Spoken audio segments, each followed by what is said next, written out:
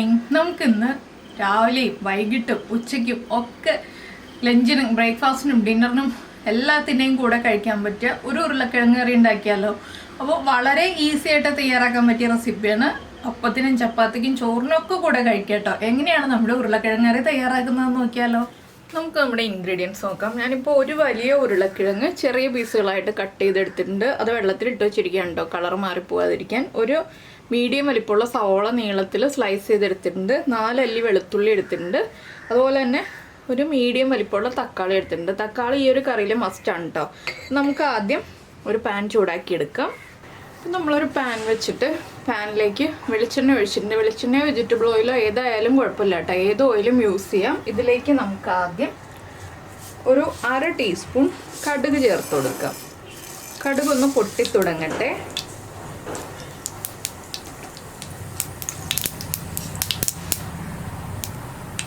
കടുക് പൊട്ടിക്കഴിയുമ്പോൾ 1/4 ടീസ്പൂൺ നല്ല ജീരകം, നമ്മുടെ ക്യൂമിൻ സീഡ്സ് ചേർക്കുക. ജീരകവും കൂടി പൊട്ടിക്കഴിയുമ്പോൾ നമ്മൾ കട്ട് ചെയ്ത് വെച്ചിരിക്കുന്ന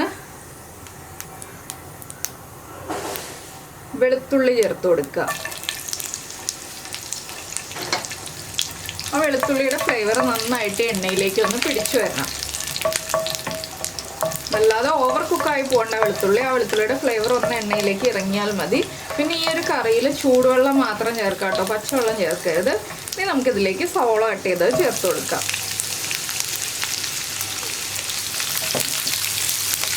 സവോള ചേർത്ത് നന്നായിട്ടൊന്ന് വഴറ്റിയെടുക്കുക. സവോളയ്ക്ക് ആവശ്യമായിട്ടുള്ള ഉപ്പ് നമുക്കിപ്പോൾ ചേർത്ത് കൊടുക്കാം.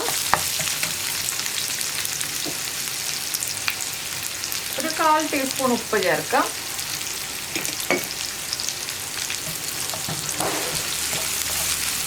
ഉപ്പ് ചേർത്തിട്ട് സവോള ഒന്ന് ട്രാൻസ്പെറൻ്റ് ആയി വരുന്നത് വരെ നമ്മളൊന്ന് ഇളക്കി കൊടുക്കുക.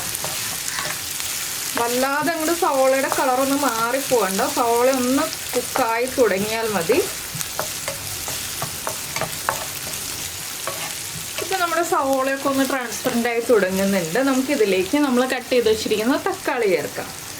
തക്കാളിയും ചേർത്ത് വീണ്ടും ഒന്ന് ഇളക്കി കൊടുക്കുക. തക്കാളിയൊക്കെ ഇപ്പോൾ വല്ലാതെ കുക്കായി പോകണ്ട. നമ്മളിനി പൊടികളൊക്കെ ചേർത്തിട്ട് തക്കാളി ഉടഞ്ഞു വരുന്നത് വരെ നമ്മൾ കുക്ക് ചെയ്തെടുക്കുന്നുണ്ട്.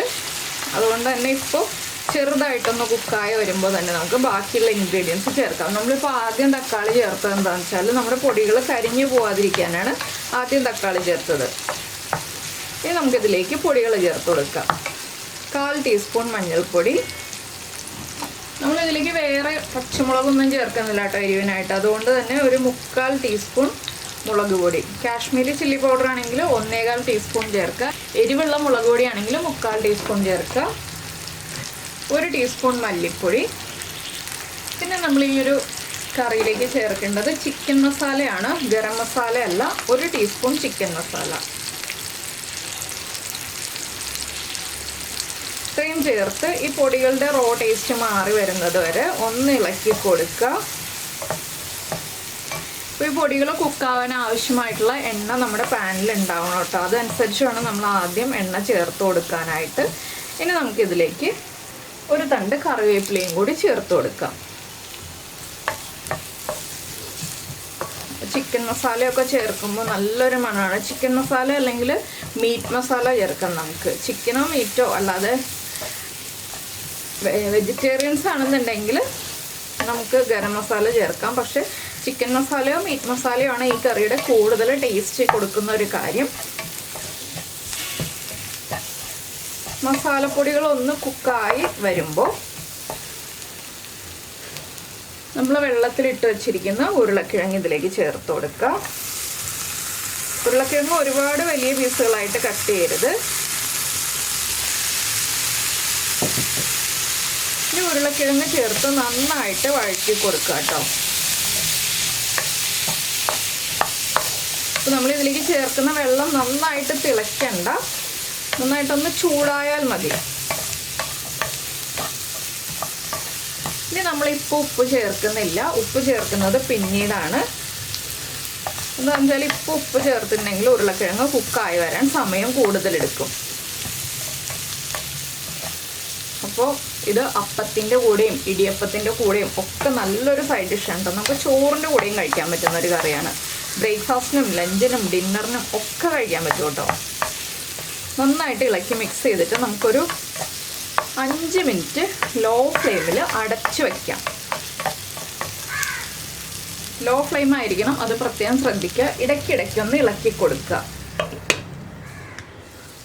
നമ്മൾ നമ്മുടെ ഉരുളക്കിഴങ്ങ് അടച്ചു വെച്ചിട്ട് 5 മിനിറ്റ് കഴിഞ്ഞു. ഞാൻ ഒരു പ്രാവശ്യം ഒന്ന് ഇളക്കി കൊടുത്തു കേട്ടോ.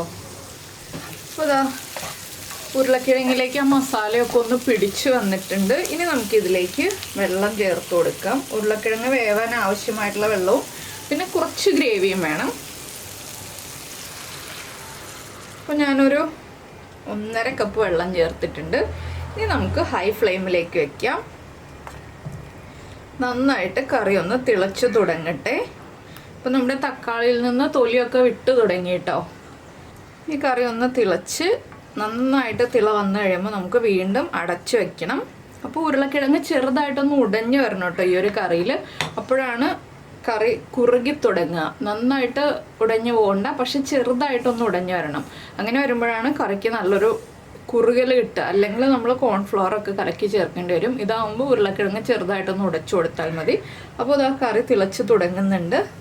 നമുക്ക് അടച്ചു വെച്ചിട്ട് ചെറിയ ബർണറാണെങ്കിൽ ഹൈ ഫ്ലെയിമിൽ വയ്ക്കുക, വലിയ ബർണറാണെങ്കിൽ മീഡിയം ഫ്ലെയിമിൽ വയ്ക്കുക. അങ്ങനെ ഒരു 7 മിനിറ്റ് വരെ വേവിച്ചെടുക്കാം. നിങ്ങൾക്ക് നന്നായിട്ട് ഉടഞ്ഞ കറി വേണമെന്നുണ്ടെങ്കിൽ 10 മിനിറ്റ് വരെ വേവിക്കാം, ഇല്ലെങ്കിൽ 7 മിനിറ്റ് മതി. അപ്പോൾ ഇനി ഞാനൊരു 7 മിനിറ്റ് വരെ വേവിക്കാൻ പോവാണ്. ഇടയ്ക്ക് 1-2 പ്രാവശ്യം ഇളക്കി കൊടുക്കും. ഒരു 5 മിനിറ്റ് ആകുമ്പോൾ നമുക്ക് അടുത്ത കാര്യങ്ങൾ ചേർക്കാനുള്ളത് പറയാം. അപ്പോൾ നമ്മൾ ഉരുളക്കിഴങ്ങ് കറി അടച്ചു വെച്ചിട്ട് ഒരു 5 മിനിറ്റ് കഴിഞ്ഞു. ഞാൻ ഇടയ്ക്ക് ഒരു പ്രാവശ്യം ഇളക്കി കൊടുത്തു കേട്ടോ. അപ്പോൾ ഗ്രേവിയൊക്കെ ഒന്ന് കുറുകി തുടങ്ങിയിട്ടുണ്ട്. നമുക്കിനി ഇതിലേക്ക് ഉപ്പ് ചേർക്കാം. നമ്മൾ ആദ്യം സവോളയ്ക്ക് ആവശ്യമായ ഉപ്പ് ചേർത്തിട്ടുണ്ടായിരുന്നു. ഇപ്പോൾ ഉരുളക്കിഴങ്ങിനും കൂടി ആവശ്യമായ 1/2 ടീസ്പൂൺ ഉപ്പും കൂടി ചേർത്തിട്ടുണ്ട്. ഇനി നന്നായിട്ടൊന്ന് ഇളക്കി മിക്സ് ചെയ്യാം. ഇപ്പോൾ നമ്മുടെ ഉരുളക്കിഴങ്ങൊക്കെ കുക്കായി തുടങ്ങിയിട്ടുണ്ട്. ഇനി നമുക്കൊന്ന് പതുക്കെ ഉടച്ചു കൊടുക്കാം. ഉരുളക്കിഴങ്ങ് ചെറുതായിട്ടൊന്ന് ഉടച്ചു കൊടുക്കാം. കണ്ടോ? ഇനി ഒരു 2 മിനിറ്റും കൂടി ചെറിയ ബർണറിൽ വെച്ച് തന്നെ കുക്ക് ചെയ്തെടുക്കുക. 2 മിനിറ്റ് കഴിയുമ്പോൾ നന്നായിട്ടൊന്ന് ഉടച്ചു കൊടുക്കുക. വലിയ പീസുകളൊന്ന് നന്നായിട്ട് ഇതുപോലെ പ്രസ് ചെയ്ത് ഉടച്ചു കൊടുക്കണം.